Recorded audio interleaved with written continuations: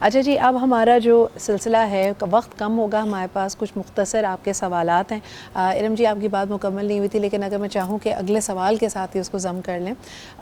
دولت اور دنیاوی آسائشیں، کیا اس کی التجا کرنا اللہ تعالیٰ سے غلط ہے؟ کیونکہ یہ سوال لوگوں نے آیا کہ بھئی جہاں لوگ استغفار مانگ رہے ہیں، جنت کے لیے دعا کر رہے ہیں، اگر میرے دل میں یہ خواہش ہو کہ اللہ تعالیٰ مجھے ایک بڑا مکان عطا کرے، آسائشیں دے، تو یہ دعا کرنا صحیح ہے، غلط ہے؟ آپ اس میں گائیڈ کریں.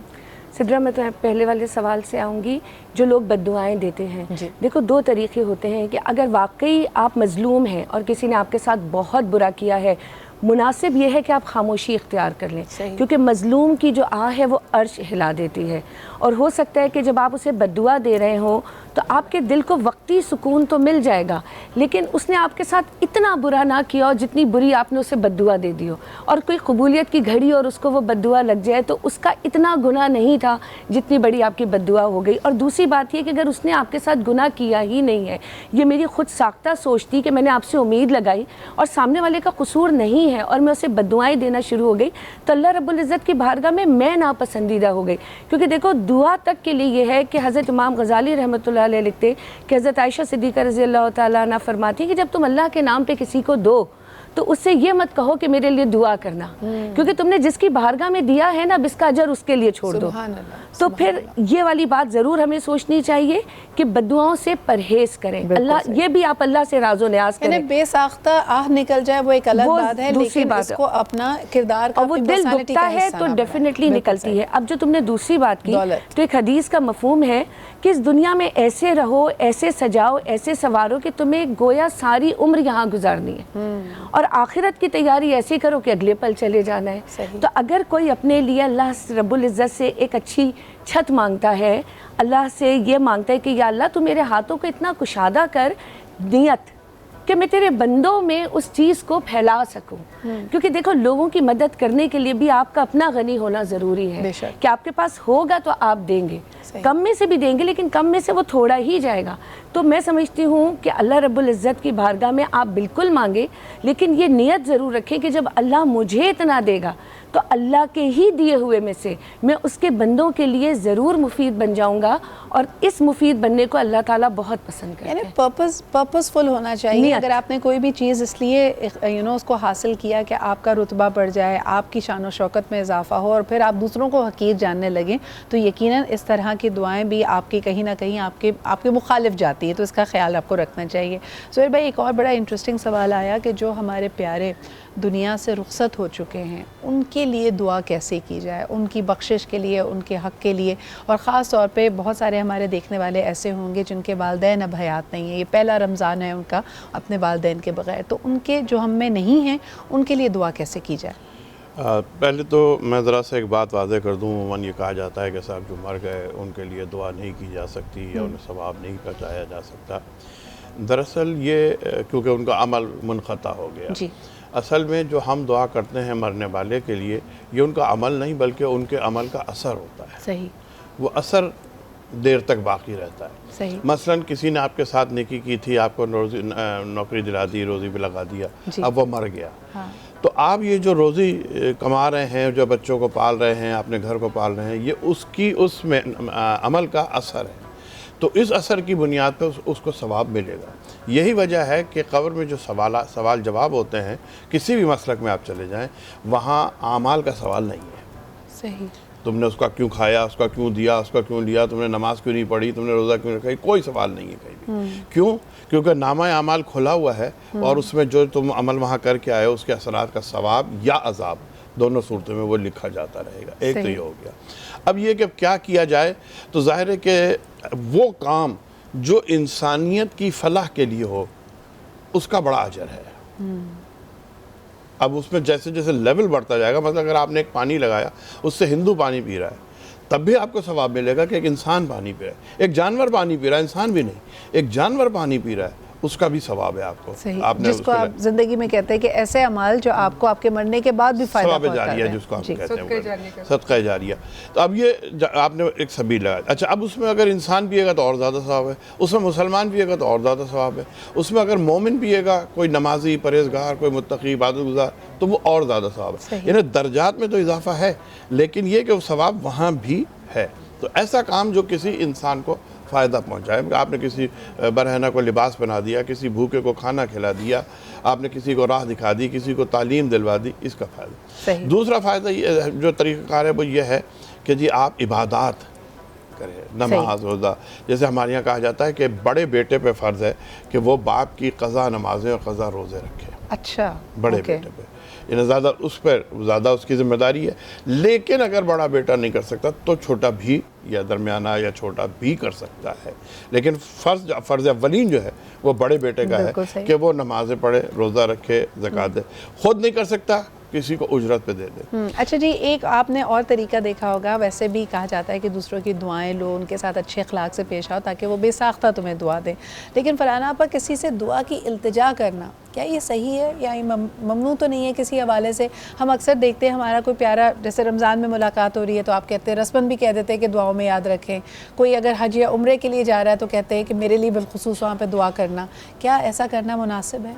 بالکل مناسب ہے. رسول پاک صلی اللہ علیہ وسلم کا ارشاد پاک ہے کہ جب مومن دوسرے اپنے بھائی کے لیے اس کی غیر موجودگی میں دعا کرتا ہے تو اس کے ساتھ جو دائیں بائیں فرشتے موجود ہیں وہ کہتے ہیں اللہ تجھے بھی یہ عطا کرے, تجھے بھی یہ عطا کرے. یعنی جو چیزیں آپ اپنے مومن بہن بھائیوں کے لیے مانگ رہے ہوتے ہیں تو وہ فرشتے اللہ تعالیٰ سے دعا کرتے ہیں کہ اللہ تعالیٰ تجھے بھی یہ چیزیں عطا کرے. تو بالکل یہ تو بہت ہی اچھی بات ہے. بلکہ جو ہمیں دعا کے آداب بتائے گئے ہیں اس میں یہی کہا گیا ہے کہ سب سے پہلے اپنے لیے دعا کرو, پھر اپنے والدین کے لیے دعا کرو, اس کے بعد پھر اپنے دیگر جو آپ کے ملنے جلنے والے ہیں آپ کے. میں سمجھتی ہوں کہ والدین کے ساتھ اساتذہ کرام کے لیے بھی ضرور دعا کرنی چاہیے. اور اس کے بعد پھر آپ کے رشتہ دار, بہن بھائی, ملنے والے دوست احباب جتنے ہیں ان سب کے لیے دعا کریں. اچھا, پھر خصوصاً ان لوگوں کو دعا میں یاد رکھیں کہ آپ کے فرینڈز میں, آپ کے اپنے فیملی میں, سرکل میں جو لوگ بیمار ہیں ان کا نام لے کے دعا کریں, سب کی سلامتی کے لیے دعا کریں, پوری مسلم امہ کے لیے دعا کریں. اور پھر ظاہر ہے کہ ہم چونکہ درود پڑھ کے یہ دعائیں مانگ رہے ہوتے ہیں تو ہمیں تو نبی کی وجہ سے ہی ملتا ہے نا جو کچھ ملتا ہے. عالم انسانیت کو اس میں یاد رکھیں. اب تو ہم کبھی خبر سنتے ہیں تو کتنے ہی ملک, کتنی اقوام ایسی ہیں جن پہ جنگ مسلط ہے یا کسی اور بدحالی یا کسی نیچرل ڈیزاسٹر میں, ان سب کے لیے ایک چیز میں اور ایڈ کرنا چاہوں گی, پھر اپنی بار مکمل کروں گی. ابھی آپ نے کہا کہ کیا ہمیں اپنی روزی روٹی کے لیے یا تمام چیزوں کے لیے دعا کرنی چاہیے جو ہمارے دنیاوی معاملات ہیں ان کے حوالے سے. تو رسول پاک صلی اللہ علیہ وآلہ وسلم ایک دعا فرمایا کرتے تھے کہ یا اللہ میری دین میں بہتری فرما, کہ یہ مجھے دونوں جہان کی معرفت عطا کرتا ہے. میری دنیا میں مجھے بہتری عطا فرما کہ دنیا میں میری زندگی بھی ہے اور میری روزی بھی اس سے وابستہ ہے. اور مجھے آخرت کی بھلائی عطا فرما, کیونکہ جب میں نے آخر جانا ہے تو جو میرے یہاں کے اعمال ہیں وہ وہاں پہ پوچھے جائیں گے. تو دین کی بھلائی, دنیا کی بھلائی, آخرت کی بھلائی, یہ 3 لفظوں میں رسول پاک صلی اللہ علیہ وآلہ وسلم مانگا کرتے تھے. اور ان 3 لفظوں میں یعنی پیدا ہونے سے لے کر اور مرنے تک اور اس کے بعد آخرت تک کے تمام معاملات جو ہیں وہ کمپلیٹ ہو جاتے ہیں. اچھا فرحانہ پر اسی بات کو آگے لے کے جاؤں گی. مفتی صاحب, یہ بڑا انٹرسٹنگ سوال ہوگا خاص طور نوجوانوں کے لیے. آج کل جو مایوسی کی فضا ہے, لوگ انزائٹی کا شکار ہے, اسٹریس کا, ڈپریشن کا شکار ہے. جانتے ہیں کہ اللہ تعالیٰ نے مایوسی کو کفر قرار دیا, لیکن کئی لوگوں کے زبان سے ایسے کلمات ادا ہو جاتے ہیں کہ یا اللہ مجھے موت دے دے. تو یہ اپنے لیے جو موت مانگنے کا سلسلہ ہے, کیونکہ آپ حالات سے, سچویشن سے اتنے دل برداشت ہیں, اس کے بارے میں بتائیے گا کہ یہ کیا ہم اپنے گناہوں میں اضافہ کرتے ہیں ایسے کلمات ادا کر کے؟ جی بالکل, بڑا ہی ضرورت ہے اس سوال کی, اور اکثر و بیشتر ایسے لوگ ہمیں ملتے ہیں. میں میم کی بات کو ہی سیکنڈ کروں گا. انہوں نے پہلے ایک بات کی تھی کہ انبیاء اور اولیاء کرام کا یہ وتیرہ رہا ہے کہ وہ سب سے پہلے تو آپ کو ایک چیز یاد رکھنی چاہیے کہ میرا رب میرے لیے بہت بہتر سوچتا ہے مجھ سے. بے شک. جب آپ یہ چیز ذہن میں رکھ لیں گے نا کہ میرا رب مجھ سے بھی زیادہ میرے بارے میں بہتر سوچتا ہے, تو میرا رب مجھے جس حال میں میرے رب نے رکھا ہوا ہے اٹ مینز یہ میرے لیے سب سے بہتر ہے. وہ حق باہو کا تھا نا, میرا یار میرے دکھ وچ راضی, میں سکھ نو چلے پاوا ہوں. اگر میرا یار میرے دکھ میں راضی ہے نا کہ اللہ مجھے اس حال میں دیکھنا چاہ رہے ہیں, تو پھر میں خوشی بھی نہیں چاہتا, یہ حال میرے لیے بہتر. یہ سیٹسفیکشن ہونی چاہیے ایک مومن کی, کیونکہ جب معلوم ہے کوئی چیز اللہ کی اجازت کے بغیر نہیں آ سکتی, تو یہ جو حال ہے یہ رب کی طرف سے ہے تو مجھے منظور ہے. یہ تو ہو گیا عشق کا معاملہ. दूसरी बात यह है, एक टेंशन फ्री हदीस तमाम नौजवानों के लिए। टेंशन फ्री मैंने इस वजह से कह दी कि अल्लाह रब्बुल इज़्ज़त फरमाते हैं कि जो अल्लाह के दिए हुए थोड़े पे राजी हो जाएगा ना, क़यामत के दिन अल्लाह उसके थोड़े अमाल पे भी राजी हो जाएंगे। ये हमें, मुझे थोड़ा मिल गया, मेरे इस चीज़ में कमी है, तो याद रखिएगा इन कमियों की वजह से जो क़यामत के दिन बहुत सख्ती है, आपके थोड़े अमाल से भी अल्लाह रब्बुल इज़्ज़त राज़ी हो जाएंगे। और आपने एक दो चंद सवालात में उसका मुख्तसर जवाब दे के बस कि आपने कहा कि दुनिया मांगनी चाहिए या नहीं मांगनी चाहिए, तो सबसे बेहतरीन दुआ खुद जो कुरान बताता है कि रब्बना आतिना फिद दुनिया हसना व फिल आखिरती हसना, या रब मेरी दुनिया भी अच्छी कर दे, हसना कर दे, आखिरत भी हसना कर दे। और ये तमाम नौजवानों के लिए ये अच्छी कैसी होगी, खुद कुरान बताता है लक़द कान लकुम फ़ी रसूलिल्लाहि उस्वतुन हसना, ये बेहतरीन तब होगी जब तुम्हारे लिए महव मरकज़, रोल मॉडल, आइडियल रहनुमा सिर्फ ज़ात रसूलुल्लाह सल्लल्लाहु अलैहि वसल्लम होगी। आज इस शो के तवस्सुस से मैं तमाम लोगों को ये पैगाम देना चाहता हूँ कि आज अपने आइडियल्स को बदलें, आज back to Quran, back to Mohammad, आज रसूलुल्लाह सल्लल्लाहु अलैहि वसल्लम को अपना आइडियल बनाएं, उनकी ज़िंदगी। और याद रखिए कि रसूलुल्लाह सल्लल्लाहु अलैहि वसल्लम ने ज़िंदगी के हर पहराए में हमें गाइडेंस दी है। मैं रसूलुल्लाह सल्लल्लाहु अलैहि वसल्लम को देखता हूँ तो कभी मुझे रसूल गारे हिरा के अंदर इबादत करते हुए नजर आते हैं, कभी रसूलुल्लाह सल्लल्लाहु अलैहि वसल्लम जंगे बदर में जंगी लिबास पहनते हुए लड़ते हुए नजर आते हैं, कभी रसूलुल्लाह सल्लल्लाहु अलैहि वसल्लम हज़रत खदीजतुल कुबरा रज़ियल्लाहु तआला अन्हा के साथ किचन में हाथ बटाते हुए नजर आते हैं, तो कभी रसूलुल्लाह सल्लल्लाहु अलैहि वसल्लम इमाम हसन और हुसैन को गोद में उठाते हुए नजर आते हैं, तो कभी रसूलुल्लाह सल्लल्लाहु अलैहि वसल्लम सहाबा की झुर्बत में बैठ के उनको तालीम देते हुए नजर आते हैं। इसी तरह कभी रसूलुल्लाह सल्लल्लाहु अलैहि वसल्लम ग़ज़वात में बैठकर सहाबा के साथ मशवरे करते हुए नजर आते हैं, और रसूलुल्लाह सल्लल्लाहु अलैहि वसल्लम ओहद के पहाड़ों पर भी नजर आते हैं और फिर बकरियां चराते हुए भी नजर आते हैं। तो जिंदगी के हर गोशे में, और इकबाल ने बात खत्म कर दी कि हो ना ये फूल तो बुलबुल का तरन्नुम भी ना हो, चमने दहर में कलियों का तबस्सुम भी ना हो ना ये साकी तो फिर मैं भी ना हो, खुम भी ना हो, बज़्म तौहीद भी दुनिया में ना हो, तुम भी ना हो, किताब हस्ती के सरे वर्क पर जो नाम मोहम्मद रकम न होता, वजूद हस्ती उभर न सकती, वजूद लौहे कलम न होता, ज़मीन न होती, फलक न होता, अरब न होता, अजम न होता, ये महफिल कुन फ़का न होती अगर वो शाह उमम न हो। याद रखिएगा रसूलुल्लाह सल्लल्लाहु अलैहि वसल्लम की ज़ात ना होती तो आज हम ये दुआएं ना मांग रहे होते। तो सबसे पहले अगर दुआ मांगनी है तो रसूल की दरबार में अर्ज़ भी करें, अहले बैत की दरबार में अर्ज़ करें, अल्लाह रब्बुल इज़्ज़त। और आखिरी बात कि अल्लाह रब्बुल, ये रमज़ान है, अल्लाह रब्बुल इज़्ज़त ने फरमाया अद्दावतु लिस्साइमी ला तुरद्दु, कि रोज़ेदार की दुआ जो है वो कभी रद्द नहीं होती। तो आज की दुआओं में गज़ा के मुसलमानों को भी याद रखिए, हमें भी याद रखिए। ये आपने बहुत ही खूबसूरत बयान किया, लेकिन एक छोटा सा सवाल इरम जी आपसे करना चाहूँगी कि कई लोग जब दुआ इतनी ज़्यादा जिसको कहना चाहिए पैशन के साथ मांगते हैं और दुआ कबूल नहीं होती, तो कई यंगस्टर्स दिल बर्दाश्ता हो जाते हैं, वो बिल्कुल ही एक जैसे कहते हैं कि जहन पलट जाता है, फिर वो दुआ तो छोड़िए नमाज रोज़े से भी जाते हैं, उनके लिए कुछ कहना चाहेंगे?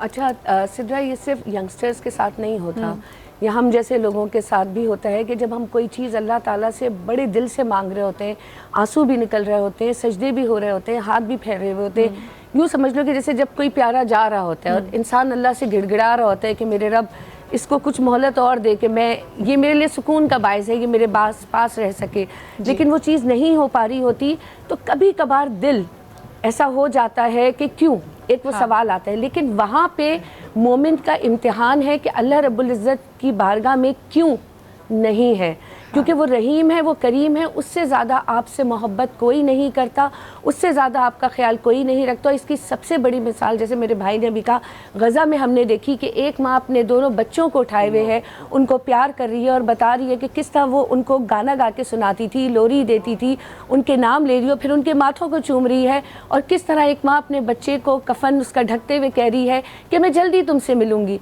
ये बिल्कुल उसी तरह होता है जब हम घरों से निकलते हैं तो हम ये कहते हैं कि हम अभी जल्दी वापस आएंगे, वो माँ अपने जाते हुए बच्चे को कह रही है इससे बड़ा गम क्या होगा कि मैं जल्दी तुमसे मिलूंगी। और एक बात बस आखिर में और कहूँगी कि हम बड़े गुनाहगार, बड़े ख़ताकार लोग हैं, हमसे बहुत बड़ी बड़ी ख़ताएँ सरज़द हो जाती हैं। तो मेरे रब ने कलाम पाक में इरशाद फरमाया है कि ए महबूब सल्लल्लाहु अलैहि वसल्लम, इनसे कह दीजिए कि अगर अपनी जानों पे ख़ता कर बैठे हैं, जानों पे जुल्म कर बैठे हैं, तो मेरी रहमत से मायूस ना हो कि मेरी रहमत इनके गुनाहों से बहुत बड़ी है। तो यकीनन आज इस रमज़ान में हम सबको یہ ضرور سوچ لینا چاہیے کہ کہاں کہاں کیا غلطی کر رہے ہیں اور اللہ سے مانگیے, دل کھول کے مانگیے. ایک سوال فرحانہ آپ سے بھی کرنا چاہوں گی. ہم بڑے خطا کار ہیں لیکن ہم دشمنیاں بھی پال لیتے ہیں. ہمیں کسی کی بات بری لگ جائے تو ہم اس کو اپنا دشمن سمجھ لیتے ہیں. دشمن کے لیے ہدایت کی دعا کرنی چاہیے, اس سے پناہ کی دعا کرنی چاہیے, یا اس کے ہلاک اور اس کے ذلیل ہونے کی دعا کرنی چاہیے؟ یہ ذرا اس پہ تھوڑی وضاحت چاہوں گی. بھائی دشمن کو تو نا بس اللہ کے سپرد کر دینا چاہیے اور ہدایت کی دعا اپنے لیے مانگنی چاہیے. صحیح. کیونکہ دیکھیے ویسے اللہ رب العزت کی شان یہ ہے کہ ہم اس سے کچھ مانگیں یا نہ مانگیں وہ ہمیں سب کچھ عطا کرتا ہے. بے شک. لیکن ہدایت کا لفظ جو ہے نا وہ رسول پاک نے مولا علی کو جب یہ بات بتائی تو انہوں نے آگے اس کو پیغام کو پہنچایا, اور حضرت علی کرم اللہ وجہہ الکریم فرماتے ہیں کہ اللہ رب العزت سے ہدایت مانگا کرو. صحیح. تاکہ تم صحیح راستے پر چلو. لیکن بالخصوص دشمن سے پناہ مانگیں, دشمن سے اللہ تعالیٰ کی حفاظت مانگیں, اور یہ بھی کہیں کہ اللہ تعالیٰ اس کے دل میں رحم ڈال دے اگر تو وہ ظالم بھی ہے اور آپ کا کہیں بس نہیں چل رہا. یہ کہنا غلط نہیں ہے. معوذتین پڑھیں, سورہ فلق اور سورہ ناس پڑھیں اور آپ پناہ میں آ جائیں گے. بے شک, بہت شکریہ. اچھا جی, یہاں پہ ہماری ریسیپیز ہو گئی ہیں کمپلیٹ, جھٹپٹ. آپ کو میں دیکھ رہی تھی دور سے, قرت نے جلدی جلدی وہ بالز بنائی جس کے اندر کریم شامل ہے, تمام چیزیں شامل ہیں, پاستا سے بنی ہے. پھر اس کو ڈبل کوٹ کیا, ایگ واش کیا, اور اس کے اوپر اور کیا لگایا؟ بریڈ کرمس لگائے. بریڈ کرمس لگائیں اور فرائی کر دیا. اچھا مزے کی بات یہ کہ لوگ بولیں گے کہ یار اتنا ہیلدی, مطلب اتنا آئلی کھانا کھا رہے ہیں ہم اس میں, تو میں نے اس کے لیے یوز کیا ہے ڈالڈا کا کوکنگ آئل. اوکے. بھلے سے آپ آئلی کھانا کھا رہے ہیں لیکن آپ کو ہیوی فیل نہیں دیتا. اور سب سے مزے کی بات میں آپ کو بتاؤں کہ عید سے پہلے عید ہی دے رہا ہے ہمیں 250 روپے کی بچت کے ساتھ. اچھا مجھے جلدی سے بتاؤ, یہ تم نے آج بنائے میمنی کھٹے آلو. جی. تو یہ آپ کا آپ میمن تو نہیں ہے؟ نہیں الحمدللہ. پھر الحمدللہ نہیں, میں میمن نہیں ہوں الحمدللہ. نہیں, آپ نے بالکل ہی انہیں کی خاص انداز میں بھلے سے آپ جتنا بھی ڈالیں وہ ہو جائے گا. بھلے سے بڑا کیوٹ تھا. تھینک یو سو مچ قرت. اس کے علاوہ آپ نے یہاں پہ میرا فیوریٹ مینگو ٹینگ بھی بنایا ہے. یہ پاستا بالز ریڈی ہیں اور میمنی کھٹے آلو ریڈی ہیں. Thank you very much for that. جی, اس کے ساتھ ساتھ ہم نے ایک خوبصورت سا کلام بھی سنا, لیکن زہیر بھائی آپ سے بھی ایک سوال کرنا چاہوں گی. مجھے بتائیں کہ یہاں پہ ہلاکت کا, دشمنی کا, تمام چیزوں کا ذکر ہو رہا ہے. ایک خاص لوگوں نے بات کی ہے کہ کئی ایسے لوگ بھی اس وقت ہمیں دیکھ رہے ہوں گے جو نیک اور صالح اولاد کے لیے دعا کرتے ہیں کہ لوگوں کو نہیں پتا کہ آنے والا دور, یہی دور اتنا مشکل ہے, آنے والا دور اس سے بھی زیادہ مشکل ہوگا. تو اپنی اولاد کے لیے کیسے دعا کرنی چاہیے, اس کا کیا سلیقہ ہے؟ سلیقہ تو یہی ہے کہ پروردگار عالم سے ایک تو یہ کہ جب نہیں ہے اولاد, جب مانگی جائے تو جب بھی یہ کہا جائے کہ پروردگار صالح اولاد عطا فرما.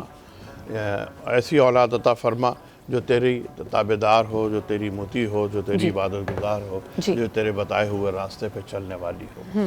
پروردگار وہ اولاد عطا فرما جو رزق حلال کو اپنا ذریعہ بنائے, رزق حرام. زہیر بھائی کتنے ایسے واقعات ہمیں تاریخ میں ملتے ہیں جہاں لوگوں نے حضور کے سے آ کے التجا کی کہ اللہ تعالیٰ ہمیں اولاد عطا کرتے لیکن ان کی کم عمری میں ان کی وفات ہو جاتی ہے. تو اپنی اولاد کے لیے ایک بہتر فیوچر, ان کی لمبی صحت مند زندگی کے لیے دعا کرتے رہنا چاہیے والدین کو, یہی طریقہ ملتا ہے؟ جی ہاں, طول عمر کے لیے دعا کی جا سکتی ہے, اور ظاہر ہے کہ یہ تو امتحان کی منازل ہے کہ کوئی کسی کا بچہ چلا جاتا ہے دنیا سے, کسی کا جوان بیٹا چلا جاتا ہے دنیا سے, لیکن دعا مانگنے میں وہی کوئی حرج نہیں ہے یا کوئی منع نہیں ہے کہ ہم اپنے بیٹے کے لیے طول عمر کے ساتھ, لیکن طول عمر سے زیادہ جو مانگیں وہ صحت و سلامتی کے ساتھ دعا مانگیں.